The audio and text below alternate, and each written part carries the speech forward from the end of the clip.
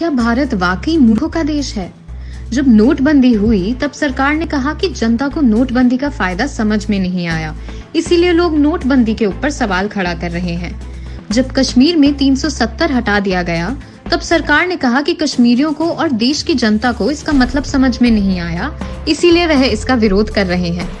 देश में CAA और NRC कानून पास कर दिए गए, जिसके बाद देश में जगह जगह विरोध प्रदर्शन चालू हो गए।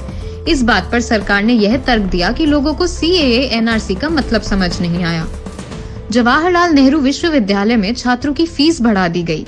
इस बात के लिए छात्र ने जब विरोध प्रदर्शन किया तो सरकार ने यह तर्क दिया कि छात्रों को भड़काया जा रहा है, उन्हें चीजें समझ में नहीं आ रही।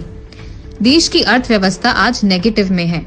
लोग जब इस बात के ऊपर सरकार से सवाल करते हैं तो सरकार यह तर्क देती है कि यह एक्ट ऑफ गॉड है।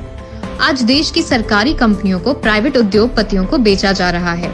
इस बारे में जब सरकार से सवाल किया जाता है तब सरकार बोलती है कि इससे देश का फायदा होगा, जिसे लोग समझ नहीं पा रहे। और आज जब किसान कृषि बिल को लेकर विरोध प्रदर्शन कर रहा है तब सरकार यह तर्क देती है कि किसानों को कृषि बिल समझ में नहीं आया, इसीलिए वह विरोध प्रदर्शन कर रहे हैं। अरे साहब, एक सवाल देश की जनता आपसे पूछती है, अगर देश की जनता को चीजें समझ में नहीं आ रही तो क्या देश की जनता बेवकूफ है? और आप इतने समझदार हैं कि आपको सारी चीजें समझ में आ गई। क्या भारत वाकई मूर्खों का देश है?